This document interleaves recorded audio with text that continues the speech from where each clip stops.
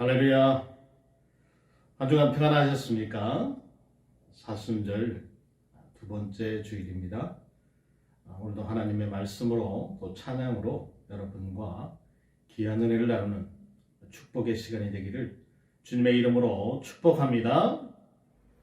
우리 이 시간 먼저 주님 앞에 신앙 고백 드리도록 하겠습니다. 전능하사 천지를 만드신 하나님 아버지를 내가 믿사오며 그 외아들 우리 주 예수 그리스도를 믿사오니 이는 성령으로 잉태하사 동정녀 마리아에게 나시고 본디오 빌라도에게 고난을 받으사 십자가에 못 박혀 죽으시고 장사한 지 사흘 만에 죽은 자 가운데서 다시 살아나시며 하늘에 오르사 전능하신 하나님 우편에 앉아 계시다가 저리로서 산자와 죽은 자를 심판하러 오시리라. 성령을 믿사오며 거룩한 공예와 성도가 서로 교통하는 것과 죄를 사하여 주시는 것과 몸이 다시 사는 것과 영원히 사는 것을 믿사옵나이다. 아멘.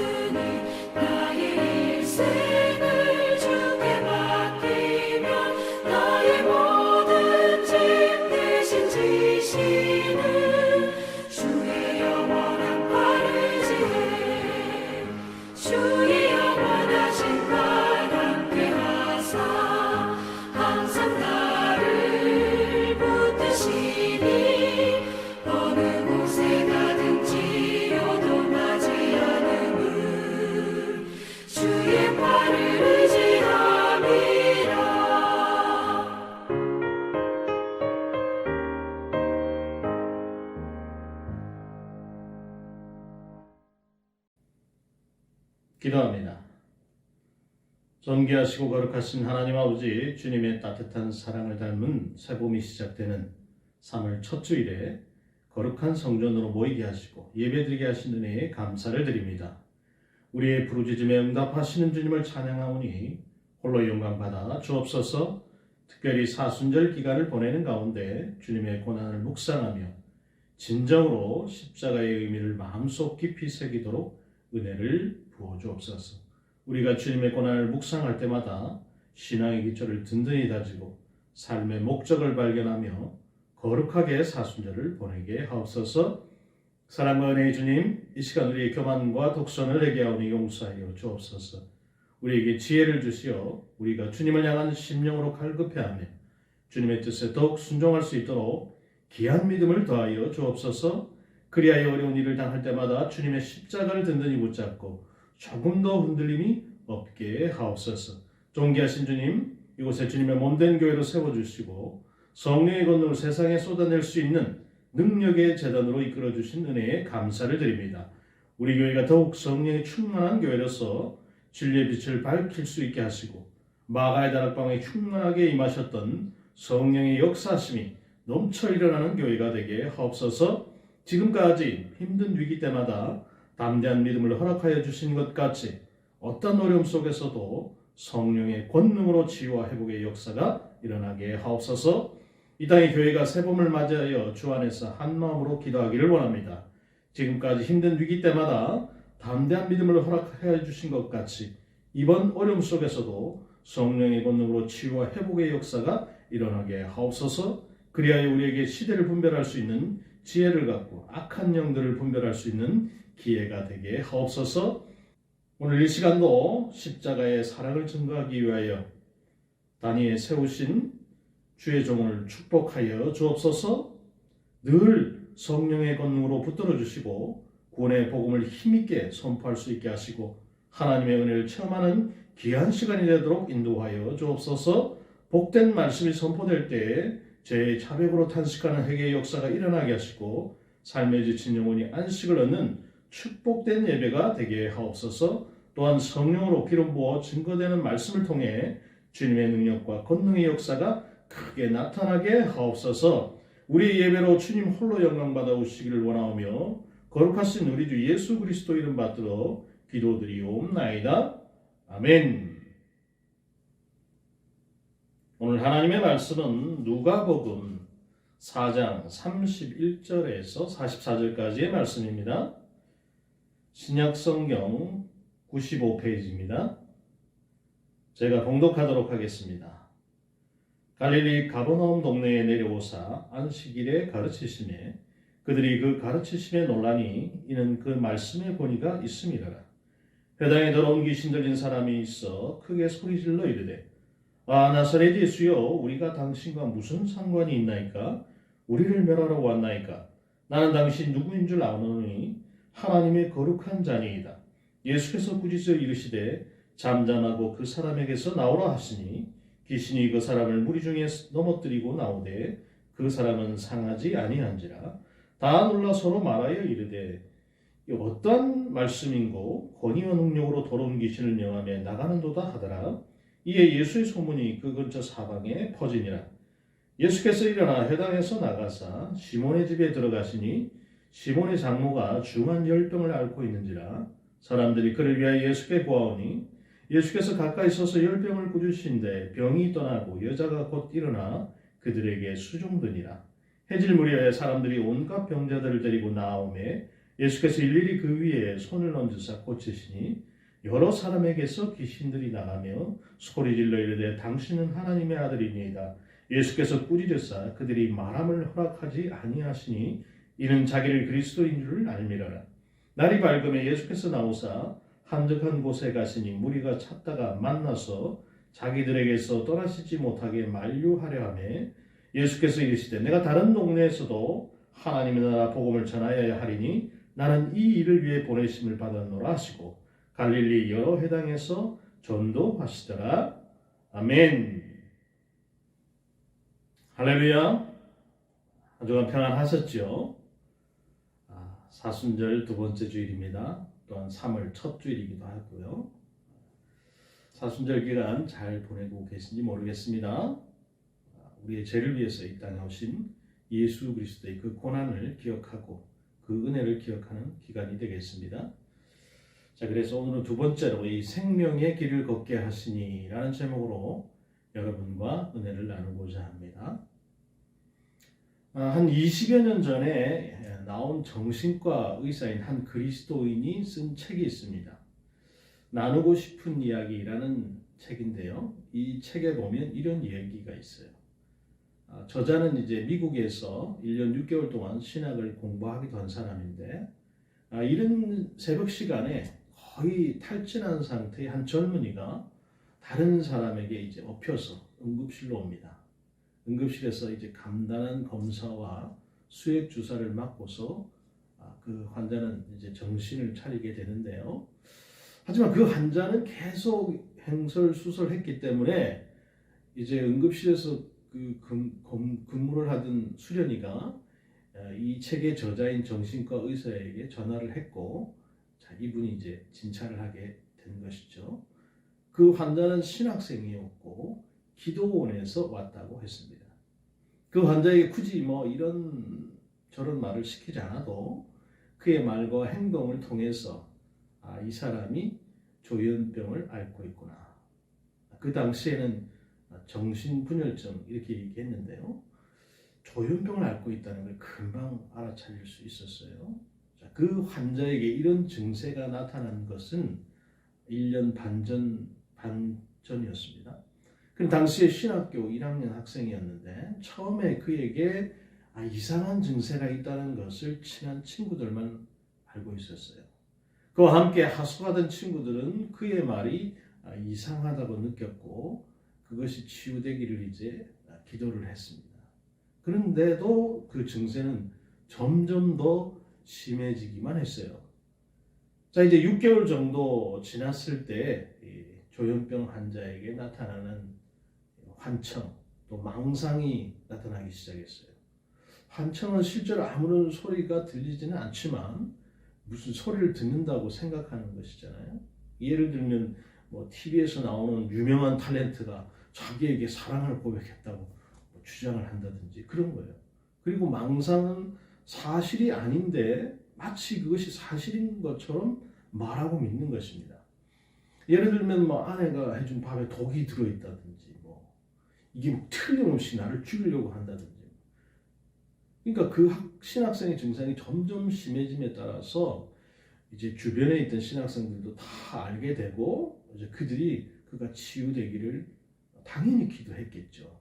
나중에 더 많은 학생이 알게 되는데 그들 대부분이 하는 얘기가 뭐냐면 그가 귀신에 들렸다고 생각하고 기도하기 시작한 것입니다. 그래서 그를 병원에 데리고 가는 것은 그 신학생들에게 있어서는 고려사항이 아니었던 거예요. 그 상황에서 병원에 데려가자고 말하는 것은 이 성경도 모르고 영의 세계도 모르는 인간들이야. 응? 어찌 귀신 들린 사람을 병원에 데려간다는 말이야. 이렇게 부인하는 사람으로 매도되기 딱 알맞는 그런 분위기였다는 거예요. 귀신을 내어 쫓는 기도가 연일 이제 이어지게 됩니다. 그런데도 기도의 효과가 나타나지를 않자 어떤 사람들을 귀신을 내어 쫓는다고 하면서 이제 안차를 빙자해서 구타까지 하는 일이 일어나게 된 거예요. 그럼에도 전혀 상황은 호전되지 않았고 결국 그 학생이 학교에 이제 자퇴를 하기에 이르렀을 때 이제 교수 몇 사람이 그것을 알게 되고 그를 기도원에 데리고 가서 기도해 보기를 권했던 것입니다. 하지만 기도원에 가서도 상태는 호전되지 않았어요. 혼자 낫게 하려고 함께 있던 이 친구들이 금식을 하면서 막 통곡하면서 기도했죠. 그때 환자도 억지로 이제 금식을 시켰는데 이게 잘못돼서 환자를 탈진 상태에 이르도록 만드는 거예요. 그것은 어떻게 보면 잘못된 일인데 오히려 다행스러운 일이었어요. 왜냐하면 그것으로 인해서 이 신학생이 병원을 찾게 되었기 때문입니다. 자, 의사는 그 환자에게 조현병이라는 진단을 내리고 입원 치료가 절대적으로 필요하다고 설명했어요. 그러나 그를 데리고 온 신학생들은 의사의 말을 별로 신뢰하지 않는 것처럼 보였다는 거예요. 오히려 환자가 깨어나니까 다시 기도원으로 데려가자고 했다는 거예요. 그들에게 있어서 의사는 전문가가 아닌 거예요. 의사 자신은 나도 그리스도인이고 미국에서 1년 6개월 동안 신학 공부를 했다고 밝히면서 성경적으로도 접근하려고 했지만 이 신학생들이 요지부동이라는 거예요. 하는 수 없이 의사가 이제 가족들을 불러오라고 했어요. 그래서 환자를 포기하는 마음이 컸던 이 연로하고 가난한 부모님을 설득해서 입원 동의를 받아내게 됐습니다. 입원을 하고 난 후에 다행히 빠르게 회복이 되었습니다. 2달 정도가 지나자 이제 환청과 망상이 완전히 사라지고 보호자가 동반해서 산책도 자유롭게 할 수 있게 되었던 것이죠. 물론 약은 상당 기간 복용해야 했지만 먹는 약이 나중에는 10분의 1로 줄었다는 거예요. 그리고 3개월 만에 통원 치료를 받기로 하고 퇴원을 하게 되었습니다. 한 번은 그 의사가 있는 병원에서 이 비그리스도인 동료 의사가 그와 비슷한 경우에 환자를 맡은 적이 있었다는 것이죠. 환자의 가족들과 아무리 대화를 하려고 해도 통하지를 않자 이 그리스도인 의사를 찾아와서 분노를 터뜨리면서 아니 도대체 기독교는 뭐 하는 것이냐? 뭐 하는 데냐? 사람을 죽이는 데냐? 살리는 데냐? 라면서 막 이 의사들 동료 의사가 따지더라는 것이죠. 자기는 정말 쥐구멍으로 들어가고 싶은 심정이었다는 것이죠. 자, 여러분 오늘 이 본문 예수님께서 이제 가버나움에 있는 한 회당에 가셨을 때 거기에 있었던 일에 대해서 증거해 줍니다. 본문 33절과 34절에 이렇게 말씀하고 있어요. 회당에 더러운 귀신 들린 사람이 있어 크게 소리질러 이르되 나사렛 예수여 우리가 당신과 무슨 상관이 있나이까? 우리를 멸하러 왔나이까? 나는 당신이 누구인 줄 아노니 하나님의 거룩한 자니이다 라고 했어요.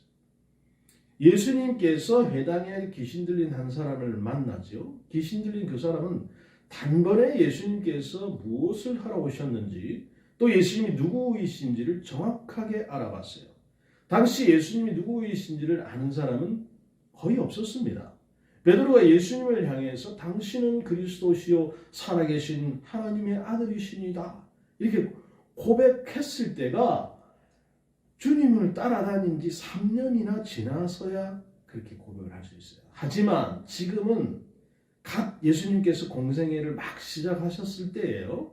그럼에도 귀신은 예수님을 하나님의 거룩하신 자로 자신을 멸하러 오신 분으로 단번에 알고 고백을 하고 있는 걸 볼 수 있어요. 문자 그대로 귀신같이 알고 있는 거예요. 신앙이 여러분 빠른 고백에서 나오는 것이면 틀림이 없지요. 그렇지만 고백이 전부는 아닙니다. 귀신이 예수님이 누구시라는 것을 아는 것과 그분께 순종하고 주님으로 섬기는 것은 전혀 다른 이야기예요. 그래서 우리는 예수님을 아는 것으로 만족하는 사람이 아니라 예수님과 교제하고 또 그분께 순종하는 사람들이어야 한다는 것입니다. 귀신의 고백에도 불구하고 이제 예수님께서 이렇게 명하십니다. 35절과 36절이 이러하죠. 예수께서 꾸짖어 이르시되 잠잠하고 그 사람에게서 나오라 하시니 귀신이 그 사람을 무리 중에 넘어뜨리고 나오되 그 사람은 상하지 아니한지라 다 놀라 서로 말하여 이르되 이 어떤 말씀인고 권위와 능력으로 더러운 귀신을 명하며 나가는도다 하더라. 자, 예수님께서 귀신을 꾸짖어 나오라 했더니 귀신은 자신이 들어가 있던 사람을 넘어뜨리고서 나왔지만 정작 그 넘어진 그 사람 아무런 상처를 입지 않았습니다. 그리고 그 모습을 본 사람들도 많이 놀랐겠죠. 32절에 의해서 가버나움 동네에서 안식일에 말씀을 가르치실 때 그 말씀을 들었던 사람들이 놀랐다 이렇게 증언하잖아요. 자, 여러분 이 놀라다는 문자를 그대로 번역을 하면 밖에서 치다 그런 뜻이에요. 우리말로 표현하면 망치로 한 대 얻어맞은 듯하다, 넋을 잃다 그런 뜻이에요. 예수님의 가르침은 그 누구의 가르침과 비교할 수도 없고 비교될 수도 없는 것입니다. 또한 본문 36절에도 놀라다가 있는데 이것을 좀 더 구체적으로 표현하면 경악하다 또는 전율을 느끼다 그런 거예요. 여러분 전율을 느낄 때가 있으십니까? 이 사건이 그만큼 사람들에게 충격적이었다는 거예요. 생각해 보세요. 여러분들 앞에서 누가 귀신 들린 사람이 있는데 그 사람이 정말 예수 그리스도 이름으로 명하노니 너는 귀신을 물러가라 이랬는데 정말 귀신이 막 입으로 고백하면서 막 나왔다고 생각해 보세요. 얼마나 놀랐겠습니까? 그 예수님께서 귀신을 꾸짖으실 때 귀신 자신이 들어가 있는 사람을 넘어뜨리고서 문자 그대로 번역을 하면 패대기 치고 나갔다는 거예요. 이 말씀을 보고 일부의 그 기도원이나 기도하는 곳에서 귀신을 쫓아낸다고 하면서 앞에서 말씀드린 그 신학생의 예처럼 귀신 들렸다고 생각하는 사람을 가운데 두고 막 사람들 둘러싸고 기도하고 하죠. 때로는 막 가운데 있는 사람을 뭐 환자를 막 두드리면서 안찰 기도하고 환자 상태가 더 악화되기도 하고 심하면 생명을 잃기도 합니다. 여러분 이런 일이 기독교 안에 비일비재해요. 또 그런 사고를 당했다는 것이 신문에 활자되기도 하고 TV에 방송되기도 하잖아요. 어찌 보면 대단히 심각한 문제가 아닐 수가 없습니다. 특히나 여러분 기도원 같은 데 한번 가보십시오. 이전에는 정말로 많았어요. 요즘에는 조금 덜한 편인데 이전에는 이런 일이 너무 많았어요. 기도원에 가면 막 저쪽에서는 뭐 사람 때리고 있고 뭐 난리도 아니에요. 자, 예수님께서 해당에 있던 그 귀신 들린 사람을 고쳐주셨을 때 그 모습을 본 사람들은 경악하고 전율을 느낄 정도였다고 했어요. 그 놀람이라고 하는 것은 귀신이 쫓겨나가는 것을 보았기 때문이기도 하지만 예수님의 방법이 다른 사람들의 방법과 달랐기 때문이었어요. 예수님께서 당시에 살던 그 시절에 사람들 중에는 귀신이 없다고 생각했던 사람은 거의 없습니다. 사람들은 귀신이 공중에 바늘을 찌를 틈이 없을 정도로 빽빽하게 있다고 생각했어요. 그래서 각 사람에게는 귀신 1000마리가 그 좌우에서 따라다닌다고 믿었던 그런 시절이에요. 또한 당시 사람들은 귀신의 그 주 역할이 인간을 유혹해서 넘어뜨리게 하는 것이라고 생각했는데 귀신이 인간에게 잠입하는 방법은 음식에 이렇게 붙어 있다가 사람이 음식을 탁 먹으면 인간의 몸속으로 쏙 들어간다 이렇게 생각했어요. 그리고 그 귀신이 사람의 눈을 멀게 하기도 하고 뭐 한센병이 돌게 하기도 하고 심장병 비롯해서 뭐 가지각색의 병을 일으킨다 이렇게 믿었어요. 자, 그런데 21세기를 사는 우리가 생각하기에 이런 생각과 믿음은 굉장히 황당하다 이렇게 생각할 수 있지만 저 고대인들에게는 아주 확신에 찬 믿음이었다는 거예요. 고대인들의 이러한 믿음이 얼마나 강했는지는 아주 오래된 무덤에서 발견되는 그 머리뼈를 보면 알 수 있어요. 어떤 현상이 있느냐? 머리뼈에 구멍이 뚫려 있는 것이 적지 않다는 것을 보면 그것을 뒷받침해 준다는 거예요. 아무런 마취제도 없고 세련된 뭐 수술 도구가 없던 그런 시대잖아요. 그런데 머리에 구멍을 뚫는 일은 매우 끔찍한 일임이 틀림이 없잖아요. 그런데 그 구멍의 크기가 수술을 하는 데는 아무런 도움이 되지 않을 정도의 그런 구멍을 뚫어놨다는 거예요. 그 크기의 구멍을 뚫는 목적은 그 사람 안에 있는 귀신을 그 구멍을 통해서 빠져나가도록 하기 위해서 그렇게 했다는 것입니다. 당시와 같이 뭐 의료시설이 미비한 시대에 의사들이 그러한 수술을 하려고 했고 또 환자들도 그 수술에 응했다고 하는 사실은 귀신에 대한 그들의 믿음이 얼마나 진지했는지를 반증해 주는 것입니다. 당시 사람들은 귀신을 내어 쫓기 위해서는 적어도 머리에 구멍을 뚫어야 한다고 생각하고 있었는데 예수님께서 단지 그냥 말씀 한마디만으로 귀신을 내쫓았다. 그 사실에 전율을 느낄 정도로 놀랐다는 거예요. 자, 우리 그리스도인들에게 있어서 귀신에 대한 것은 굉장히 민감한 부분 중에 하나입니다. 그런데 귀신에 대해서 오해를 많이 가지고 있기도 하죠. 어떤 교회에서는 뭐 이렇게 말하기도 한다고 해요. 소위 뭐 은혜 받는 사람들이 있었는데 그들이 말하기를 잠을 잘 때 또 코를 고는 것은 코골이 마귀가 든 것이고 이를 가는 것은 이갈이 마귀가 든 것이다. 이게 말하기도 한다는 거예요. 우리나라에 그 귀신론으로 잘 알려져 있는 교회가 있잖아요. 김모 목사가 하는. 물론 정통 교단으로부터 이단으로 규정된 교회입니다. 거기에서는 예수를 믿지 않는 사람이 죽으면 귀신이 된다고 가르쳐요. 맞습니까, 여러분? 예수 안 믿으면 죽으면 귀신 됩니까? 귀신 들린 것으로 여겨지는 사람을 만나보니 뭐 그렇게 말한다는 것이죠. 그러나 여러분, 성경은 결코 그렇게 말씀하지 않습니다. 그런 곳에서 가르치는 귀신론의 가장 큰 문제가 뭐냐면 그리스도인의 인격을 무시하는 거예요. 하나님께서 우리를 다루실 때 그냥 다루시지 않습니다. 인격적으로 다루세요. 하나님께서는 우리의 이성을 마비시키지 않아요. 우리로 하여금 이성적으로 생각하게 하시고 또 그 생각을 따라서 신앙생활을 하게 하신다 그 말입니다. 물론 하나님께서 우리의 생각을 초월해서 역사하기도 하시죠. 그 어떤 가르침이든지 우리의 이성을 바르게 사용하지 못하게 하는 것은 올바르지 않다는 거예요. 또한 굉장히 능력을 행하는 것처럼 보이는 사람, 굉장히 깊은 영성을 소유자인 것처럼 보이는 사람, 아주 훌륭하게 하나님 말씀을 가르친다고 여김을 받는 사람이라고 할지라도 우리의 시선을 삼위일체 하나님에게로 향하게 하지 않고 자신에게로 향하려고 한다면 그는 하나님의 사람도 아니고 하나님의 통로가 되는 사람도 아닙니다.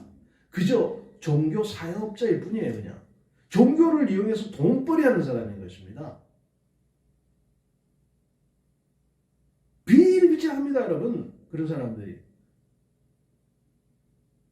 우리는 그걸 조심해야 되겠어요. 성경은 절대로 여러분 그렇게 가르치지 않습니다. 예수님께서 공생애를 보내시는 동안에 여러 병자를 고치시고 여러 번 귀신을 쫓아내시고 심지어 죽은 사람도 살리셨지만 치유나 축사, 즉 귀신을 쫓아낸 그 소생 자체가 목적이었던 적은 단 한 번도 없어요. 그걸 목적으로 예수님께서 사역하지 않았다 이 말입니다. 그 일을 통해서 하나님이 어떤 분이신지 예수님께서 이 땅에 왜 오셨는지를 일깨워주고 그 은총을 입은 사람이 하나님과 또 다른 사람과의 관계가 회복시켜주기 위해서 그렇게 하시는 거예요.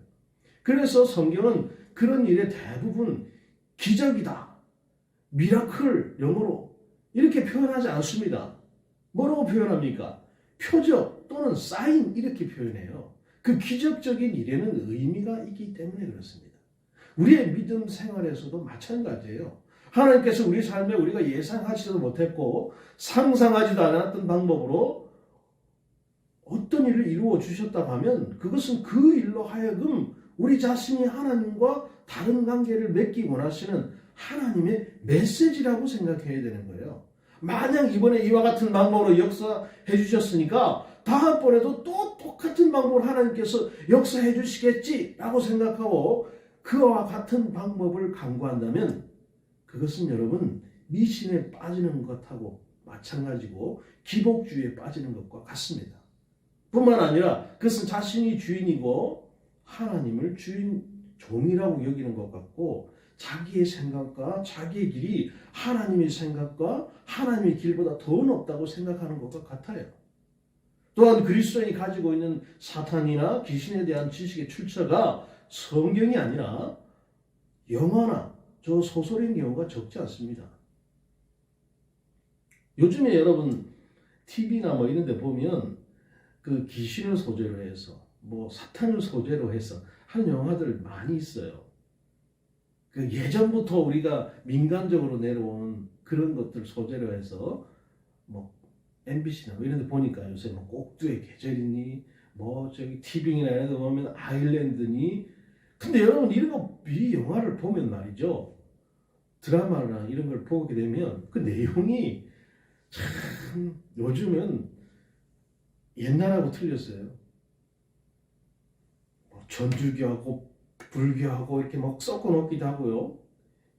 불교하고 기독교하고 섞어 놓기도 하고요. 귀신도요, 십자가에 아무 반응도 안 하고요. 별 희한한 거 많습니다, 여러분. 또 공포영화 이런 거 보면 하나님과 사탄이 마치 대등한 존재처럼 그렇게 묘사되잖아요. 대적할 수 있는 존재. 그리고 인간은 그 하나님과 사탄 사이에서 그냥 끼어가지고 막 이리 치고 저리 치고 하는 존재로만 묘사되고는 합니다. 사람들은 그것이 사실이 아님에도 불구하고 마치 그게 사실인 것처럼 현실에서 일어난 일인 것처럼 받아들이고 있다 이 말이죠. 마치 하나님은 모든 선한 존재의 왕이시고 사탄은 모든 악한 것들이 정점이 있다고 생각하는 거예요. 우리가 잊지 말아야 하는 것은 그런 영화는 여러분 관객들에게 하나님이 어떤 분이신지 사탄이 언제 어떤 존재인지를 가르쳐주게 만든 게 아니라는 것입니다. 또한 진리가 무엇인지를 일깨워주기 위해서 만든 것도 아니에요. 그런 영화의 목적은 오로지 흥행과 수익일 뿐인 것입니다. 하나님은 사탄이 결코 동등한 위치에 놓을 수 없어요. 하나님은 창조주시고 사탄은 피조물이잖아요. 그래서 사탄이나 귀신은 우리가 두려워할 존재가 결코 아닌 것입니다. 34절 여러분 다시 한번 보십시오. 아 나사렛 예수여 우리가 당신과 무슨 상관이 있나이까? 우리를 멸하러 왔나이까? 나는 당신이 누구인 줄 아노니 하나님의 거룩한 자니이다. 귀신이 여러분 예수님과 직면하게 됐을 때 처음 나온 말이 뭡니까? 아 나사렛 예수여. 여러분 이게 반가워서 외치는 소리입니까? 아이고 예수님 만나서 반갑습니다. 이게 아니에요 여러분. 정말 만나지 말아야 할 뿐이고 자신들이 결코 감당할 수 없는 존재라는 것을 알고서 저 속 깊은 곳에서부터 내뱉는 절망의 비명의 소리. 아 나사렛 예수여. 예를 들면 여러분 이런 것과 같아요. 비슷합니다. 아직 뭐 멀긴 하지만 축구 좋아하는 사람들 있잖아요. 2026년에 이제 아직 오진 않았지만 피파 월드컵이 이제 북중미에서 열리게 되는데 우리 대한민국이 만약 이제 11회 연속 본선에 진출한다고 하면 저 추첨을 하게 되겠죠. 이미 본선에 오른 나라들은 모두 자신들이 상대할 만한 나라와 상대하기를 원하지 않겠습니까? 피파 랭킹으로 보면 여러분 벨기에가 1위고 2위가 브라질이고 대한민국은 29위인데요. 그때 가면 뭐 모르지만 만약에 저 추첨에서 브라질, 벨기에, 한국, 아르헨티나 뭐 이렇게 대진표가 짜였다고 생각해 보세요. 여러분 축구 좀 한다고 생각하는 사람들 입에서 무슨 말이 나오겠습니까? 저 추첨 딱 끝나고 나면 아 벨기에, 아 브라질 이렇게 하지 않겠습니까? 그 의미가 뭐냐? 우리는 우리가 실력이 비슷한 다른 팀이나 좀 못한 팀하고 16강전 하길 바랬는데 하필이면 세계 최고의 팀이라는 브라질과 경기를 한다고? 탄식할 일이죠.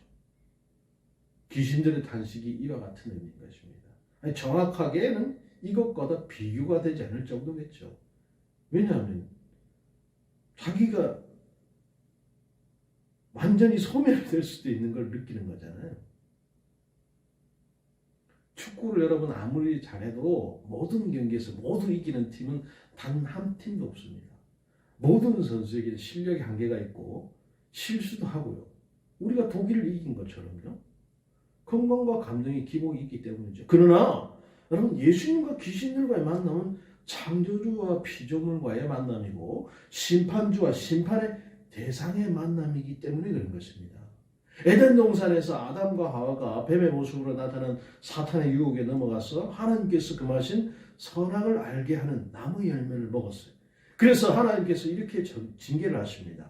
창세기 3장 14절부터 19절에 이런 말씀이 나오는데요. 여호와 하나님 뱀에게 이르시되 내가 이렇게 하였으니 내가 모든 가축과 들의 모든 짐승보다 더욱 저주를 받아 배로 다니고 살아있는 동안은 흙을 먹을지니라. 내가 너로 여자의 원수가 되고 내 후손도 여자의 후손과 원수가 되게 하니 여자의 후손은 내 머리를 상하게 할 것이요 너는 그의 발꿈치를 상하게 할 것이니라. 뭐 쭉쭉쭉쭉 이렇게 하고서 내가 흙으로 돌아갈 때 얼굴에 땀을 흘려야 먹을 것을 먹으니 내가 그것에서 취함을 입었습니다. 너는 흙이니 흙으로 돌아갈 것이니 하시니라. 여러분 하나님께서 아담과 하와에게 선악을 알게 하는 나무의 열매를 먹으면 반드시 죽는다 이렇게 말씀하셨어요. 하나님께서 사람을 창조하실 때 그 코에 생기를 불어넣어 주심으로 사람이 참 생명을 갖게 되었고 하나님과 바른 관계 속에 있게 되었습니다. 그러나 선악을 알게 하는 나무의 열매를 먹음으로써 지금 곧 하나님과의 바른 관계에서 단절이 찾아왔습니다. 사람에게 하나님과의 바른 관계가 단절되게 되자 그 인생이 부패하게 되었어요. 그것은 마치 사람이 이 전원이 끊어진 냉장고와 같게 되었다는 것입니다. 냉장고에 여러분 전원이 끊기면 어떻게 됩니까? 그 안에 있는 음식은 부패하기 시작하죠. 당장은 그 속에 냉기가 있어서 괜찮은 듯 보일 수도 있어요. 하지만 부패하기 시작하면 그 속도는 그냥 밖에 놔둔 음식이 부패하는 것보다 훨씬 더 빨라집니다. 아담과 하와가 하나님과의 바른 관계, 바른 교제가 단절됨으로 인해서 고통과 죽음을 직면해야 했어요. 그렇게 되는데 촉매제의 역할을 한 것이 바로 사탄이죠. 그래서 사탄 즉 마귀는 우리로 하여금 죄를 짓게 만들고 그 결과로 하나님과 우리 사이를 갈라지게 하는 존재, 그 이상도 그 이하도 아닌 거예요. 사탄은 결코 하나님께 버금가는 존재도 아니고 비교도 될 수 없는 존재인 것입니다. 제가 얼마 전에 말씀드린 그 존 버넷의 책 철로 역정에 이런 내용이 있어요. 크리스찬이 이제 순례의 길을 가다가 고난이라고 하는 산을 오르게 되어요. 그 산을 오르는 길의 이름도 고난입니다. 그 길에는 샘이 하나 있을 뿐인데 아무것도 보이지 않았어요. 크리스찬은 그 산을 오르면서 걷기도 하고 뛰기도 했어요. 그리고 경사가 가파른 곳에서는 무릎으로 기어서 올라가기도 했습니다. 그가 이제 정상에 가까워질 무렵에 저기 맞은편에서 두 사람이 오는데 그 두 사람의 이름은 두려움과 불신이었습니다. 크리스찬이 그들에게 왜 돌아오는지를 묻자 그들은 우리가 앞으로 갈수록 더 위험한 일이 더 많이 나타납니다 라고 했어요. 그리고 저 앞에 사자 두 마리가 있습니다. 자고 있는지 깨어 있는지 알 수 없지만 가까이 다가가면 물리고 뜯겨 죽을 것만 같았어요 라고 이렇게 대답을 하는 거예요. 자, 그러나 크리스찬은 그 말을 듣고도 앞으로 나아갑니다. 그랬더니 주님께서 순례자를 위해서 지은 아름다운 궁전이 나타나요. 그 궁전에서 하룻밤을 묵기 위해서 좁은 통로를 걸어가는데 사자 두 마리가 거기 딱 버티고 서 있어요. 그도 발걸음을 내가 되돌릴까 하는 생각이 들었어요. 그때 문지기가 거기 딱 있었는데 문지기의 이름이 뭐냐? 깨어있음이었어요. 그가 말합니다. 그렇게도 용기가 없습니까? 사자들은 쇠사슬에 묶여있으니 겁내지 마십시오. 사자들은 믿음이 있는지 없는지만 가릴 뿐입니다. 길 한가운데로 걸어오시면 아무 문제가 없을 것입니다. 그러니까 여러분 두려움과 불신은 사자들을 보고서 공포에 사로잡혀서 그만 그 사자들이 줄에 묶여있다는 사실을 알지도 못했던 거예요. 사랑하는 여러분, 우리가 믿는 하나님은 만물보다 크신 분입니다. 그래서 세상의 그 무엇도 그 어떤 존재도 우리를 하나님의 손에서 빼앗아갈 수 없습니다. 우리가 약한 세력을 사자처럼 여겨서 두려워할 수도 있고 또 꼬임에 잠시 빠질 수도 있죠. 그러나 약한 세력이 우리를 만물보다 크신 그 하나님의 손에서 빼앗아갈 수 없다 이 말입니다. 또한 우리를 향한 주님의 사랑은 그 무엇으로도 끊을 수가 없어요. 세상이 점점 복잡해짐에 따라서 인간이 겪는 질병도 과거보다는 훨씬 더 다양해졌습니다. 그 중엔 새로운 형태의 질병도 있고요. 과거로부터 존재했지만 그 이름이 무엇인지 밝혀지지 않았다가 새로운 병명으로 이름이 붙여지는 경우도 있어요. 이번에 우리가 지금 겪고 있는 코로나와 같은 것이죠. 또 과거에는 치료법이 없어서 죽을 날만 기다려야 했는데 오늘날에는 수술로 인해서 어렵지 않게 치료가 되는 병도 있습니다.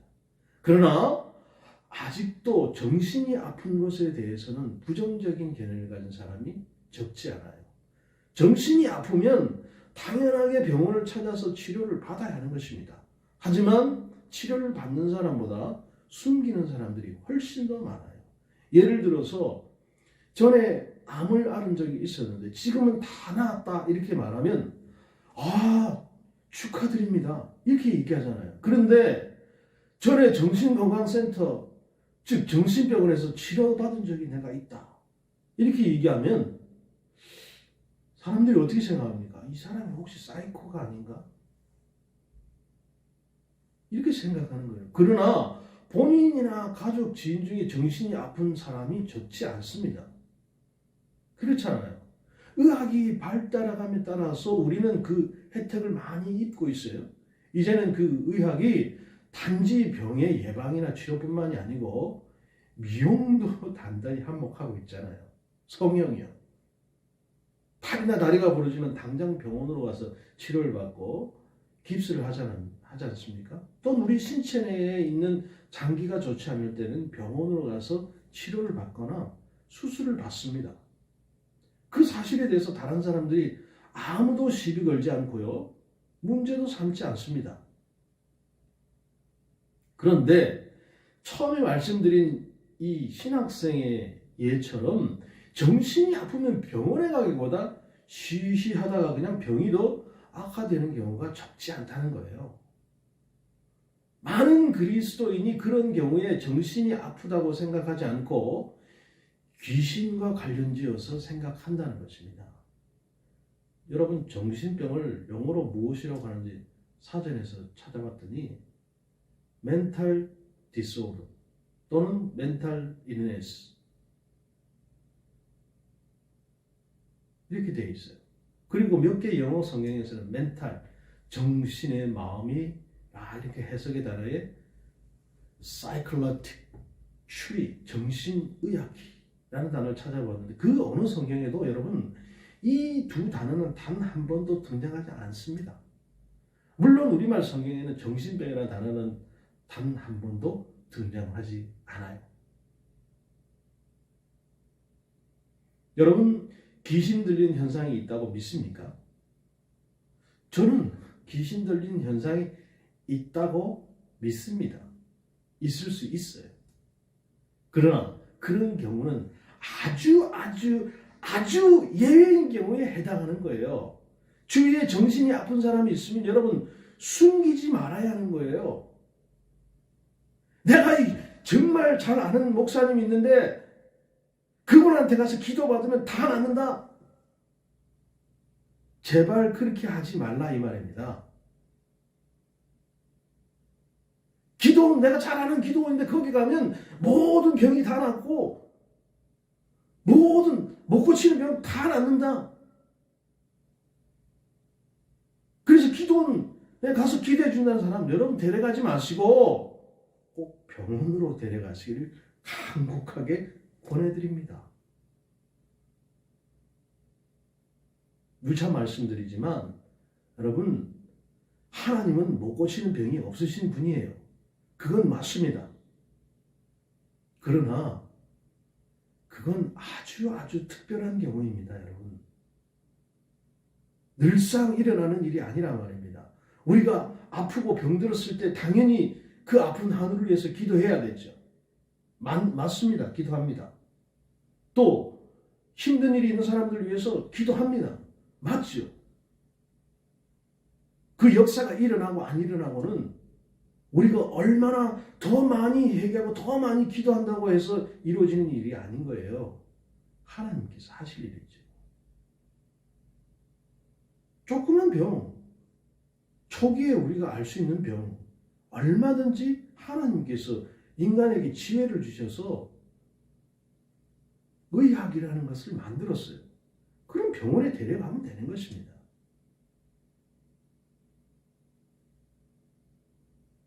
쓸데없이 저기 기도원에 데려가서 막 두드리고 암살 기도한다고 그 사람이 낫는 게 아니다 이 말이죠.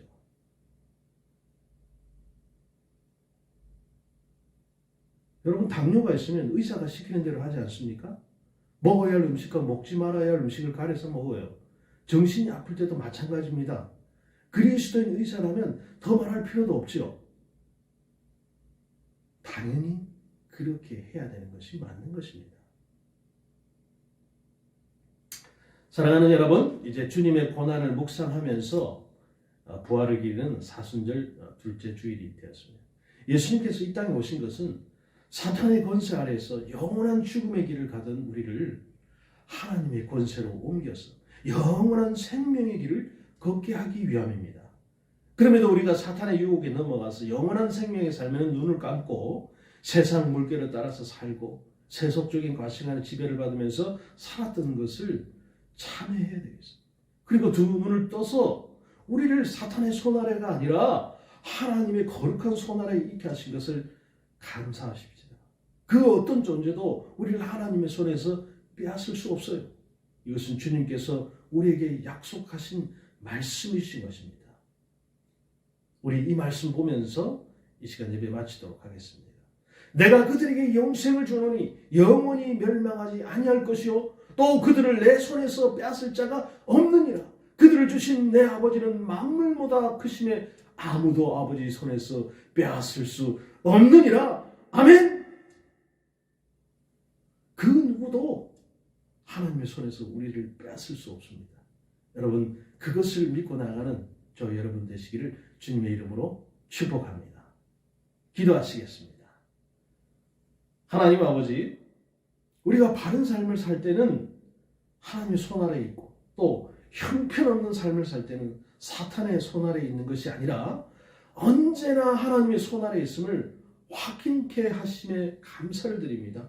하나님께서 언제나 우리를 위하시고 우리를 사랑하시는 것처럼 우리도 언제나 눈을 들어서 하나님을 향하게 하시고 중심을 다하여 하나님을 사랑하게 하여 주옵소서. 이 사순절 기간에 주님을 더욱더 기억하고 주님의 고난에 동참하는 우리들이 다 되게 하시고 그 은혜를 다시 한번 기억하는 귀한 기간이 될 수 있도록 주님 역사에 주옵소서. 감사를 드리며 우리 주 예수 이름 받들어 기도드리옵나이다. 아멘. 감사합니다. 그렇습니다, 여러분. 우리에게 생명의 길을 걷게 하신 그분께서 사탄의 권세에서 우리를 절대로 빼앗기지 않습니다. 여러분들을 절대로 빼앗기지 않아요. 그 믿음 가지시고 나아가는 저와 여러분 되셨으면 좋겠고 사순절 기간에 더욱더 오늘 말씀 보시면서 그 하나님의 은혜, 예수님의 은혜를 기억하는 여러분들이 되셨으면 좋겠습니다. 한 주간 주 안에서 승리하시고요. 우리 다음 주에도 이 영상 예배로 찾아뵙도록 하겠습니다. 한 주간 주 안에서 승리하십시오.